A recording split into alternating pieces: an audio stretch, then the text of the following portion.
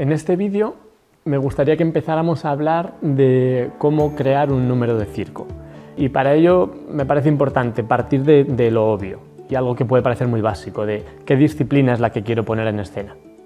Probablemente lo tengamos muy claro, ¿no? Pero también qué quiero comunicar, que es una pregunta que a lo mejor, bueno, lo tengo clara o no. Es importante todos esos extremos. Por empezar con algo general, sí que me parece que cualquier creación, cualquier número de circo, tiene un principio y un final. El principio, digamos, es como la semilla, el estímulo creativo o el impulso o el motor de acción, es decir, ¿cómo empieza esto? Quiero hacer un número de malabares, vale, ya está, no sé nada más, solo eso. Y hay un final que sería la puesta en escena, la presentación. Lo que vamos a tratar en estos vídeos es todo ese viaje. Para empezar a crear, yo creo que hay diferentes opciones. También cada persona tiene como que descubrir qué es lo que le facilita o le posibilita más a esa persona el ponerse en creación, ¿no? Y habrá gente que diga, vale, pues yo voy a partir más desde lo musical. Y de repente hay una música que a mí me activa y digo, buah, es que esta música me transporta, entonces tengo claro que esta música es la que voy a utilizar. Y entonces la música, pues resulta que ya te da una duración, y ya te da un ritmo, y ya te da una dinámica. Y entonces es cómo vas rellenando esa música, por ejemplo, ¿no? O hay gente que dice, no, yo lo que tengo claro es mi disciplina, no sé nada más, pero tengo claro que quiero hacer esta disciplina. Y entonces empiezo a buscar los trucos. Vale, quiero hacer estos trucos. Y después quiero encadenarlos de esta manera. O hay quien parte de un tema. Yo quiero hablar de esto. Tengo que investigar sobre el tema primero. ¿Qué quiero contar? Quiero contar esto.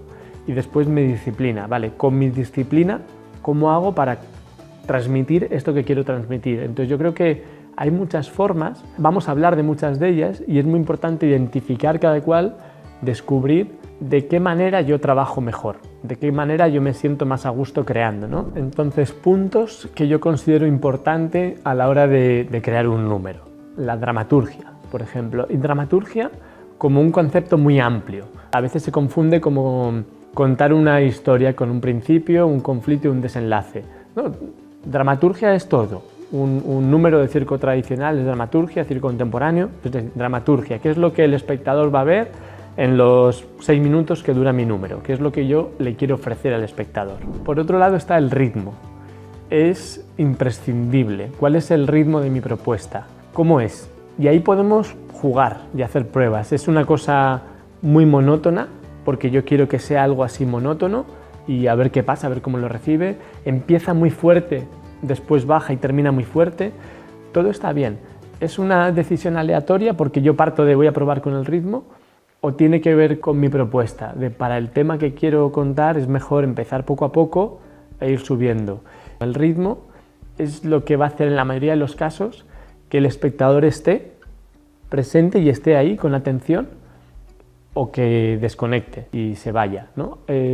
Aunque sea un número corto de circo, no nos confiemos en que el espectáculo va a llegar y el público va a estar. 5 minutos puede ser eternos y 1 hora puede ser muy corta para el público. La estética en el mundo del circo para mí es algo muy importante. Muchas veces trabajamos sin palabra, ¿no? Eso hace que el oído ya no tiene la atención hacia la voz hablada, que suele ser algo que acapara mucho la atención. Muchas veces o sin música o con una música, pero lo importante está en lo que vemos en el mundo del circo casi siempre. Es decir, está en la estética. Hay propuestas que pueden partir directamente de la estética. Quiero trabajar con este universo de este tipo de pintura, o con este universo fotográfico, o con esta época, con los años 20 o con los 70. Es otro motor de creación, muchas veces muy potente, muchas veces la semilla nace de ahí, de cuál es mi estética, y eso es lo que me identifica. Otro tema importante es la emoción. A veces se piensa que en el circo no se trabaja la emoción. No es que no se trabaje, es que ya, es decir, en el momento en que yo salgo a escena, el público ya está emocionándose. El riesgo ya transmite una emoción. Entonces yo creo que es importante ser consciente de mi cuerpo en escena, qué está provocando en el público, para poder saber si es lo que quiero provocar y entonces voy por ahí, o no es lo que yo quiero provocar. Entonces, ¿cómo cambio? Porque yo aquí quería un momento de tensión y resulta que no lo estoy consiguiendo, o al revés. Yo quería un momento cómico y el público está tenso. Es muy importante poner el foco también en la emoción, qué quiero transmitir. Por otro lado, está todo lo que tiene que ver con el sonido, con la música, con el silencio, qué se escucha durante mi espectáculo. Todo está bien, hay que tomar una decisión. ¿Es una canción, es una música o estoy en silencio absoluto? ¿Son sonidos que ocurren en directo? ¿Son sonidos ya grabados? Creo que es muy importante tomar esta decisión y ser consecuente con ella. Es decir, si trabajamos en silencio, tengo que saber que hay una capa que no estoy enviando al público, no le estoy dando una música. Si pongo una música que es muy potente, tengo que saber estar a la altura. A lo mejor resulta que la música me está comiendo, es más potente que yo. Pues ¿cómo hago para yo tener la misma atención del público? O no me importa, está bien, que la atención se la lleve la música, pero es importante que le prestemos mucha atención, que no sea una decisión arbitraria o, bueno, da igual, pues cualquier cosa. Prestemos atención a qué escucha el público.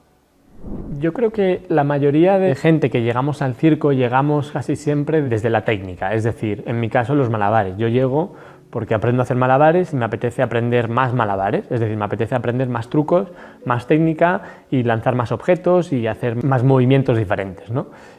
Y en un momento quiero hacer algo con esto en escena, entonces ya empieza a aparecer la creación.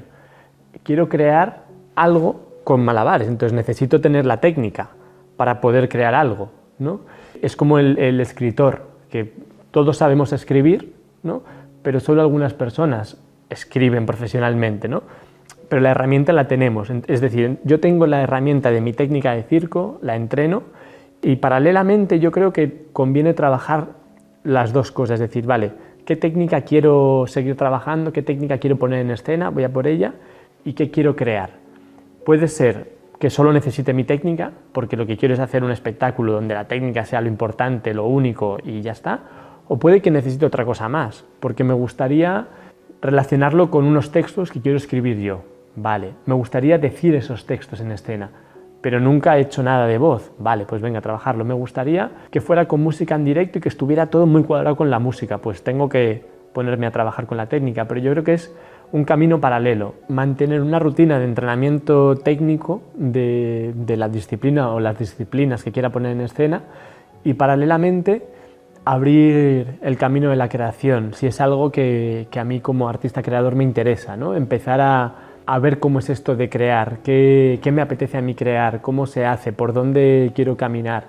Y es un trabajo también de entrenamiento. A hacer malabares se aprende haciendo malabares y a crear se aprende creando. Hay que hacer ese camino, no esperar a decir, bueno, ya crearé cuando quiera tener el resultado. No, porque igual no obtienes el resultado que tú quieres a la primera, entonces crea, creemos y entrenemos. Creo que el mundo del circo, que tiene muchas disciplinas, ofrece unas posibilidades de creación, no diré infinitas, pero sí muy amplias, ¿no? Y me parece que es interesante abordar un camino, por ejemplo, desde las disciplinas, de decir, venga, vamos a hacer báscula, cama elástica, malabares y verticales. Y entonces hacer desde la disciplina y pensar, vale, ¿qué creemos que se puede comunicar con esto? Solo haciendo esas disciplinas, partiendo de una base técnica, ¿expresan algo? ¿Qué pasa si hay una báscula y al lado hay un malabarista en el suelo? ¿Nos está comunicando algo? ¿Nos interesa lo que ofrece, lo que comunica? ¿Sí, no? O partir también de otro lado, decir, no, nosotros queremos contar esto, queremos hablar de este tema. Vale, ¿qué disciplinas serían las mejores para hablar de ese tema? A lo mejor un trapecio, o a lo mejor sería el lenguaje del payaso, porque para este tema yo creo que lo mejor sería eso, un trapecio y alguien que domine el tema del payaso, ¿no? Los dos caminos son muy interesantes. Yo creo que es importante tener la honestidad y el conocimiento para no chocar y de repente decir, no, yo quiero hablar de esto, pero sí o sí tiene que ser con esta disciplina. Y a lo mejor choca, a lo mejor es muy complejo. Creo que es importante esta decisión. ¿Qué quiero contar? ¿Qué disciplina quiero hacer? Y que eso se dé la mano. Pues ahora os voy a enseñar algunos números, algunos ejemplos de artistas que crean a su manera, ¿no? Entonces, por ejemplo, está Anthony Gatto, conocido malabarista para muchos, o durante mucho tiempo el mejor malabarista del mundo. Es un malabarista, como veis, donde su base es la técnica. Yo creo que su objetivo es encadenar un truco con otro, conseguir una rutina técnicamente que sea potente, ser capaz de hacerla bien, además en la escena está con mucha energía, con una presencia muy bonita, disfruta, sonríe, y hacer que el público se lo pase bien, se entretenga y sí, y que se sorprendan también de la dificultad de hacer eso, ¿no?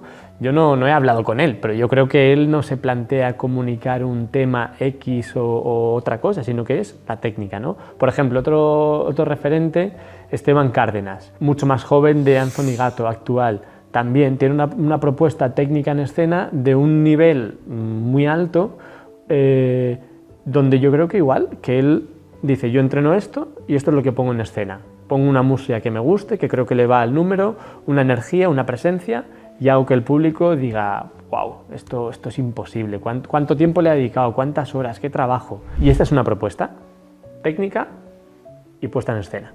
Otra propuesta que os quiero enseñar es de Tripod La Compagnie, donde tienen técnica de circo, trabajan principalmente con la báscula, aunque tienen también otras técnicas, y yo creo que en su propuesta hay otra intención, es decir, hay un foco en la técnica y en qué trucos queremos hacer y en tener un cierto nivel técnico para que el público o disfrute con lo que hacemos o se sorprenda con los trucos que hacemos o a lo mejor en un momento sienta incluso miedo con esto que estamos haciendo, qué peligroso, pero también que vean que esto es un juego, que entren a nuestro juego, que se diviertan, que vean como entre nosotros, como si fuéramos niños, que jugamos, somos amigos, pero al mismo tiempo nos molestamos un poco. Además de la técnica, hay un planteamiento de ¿qué hacemos con esta técnica?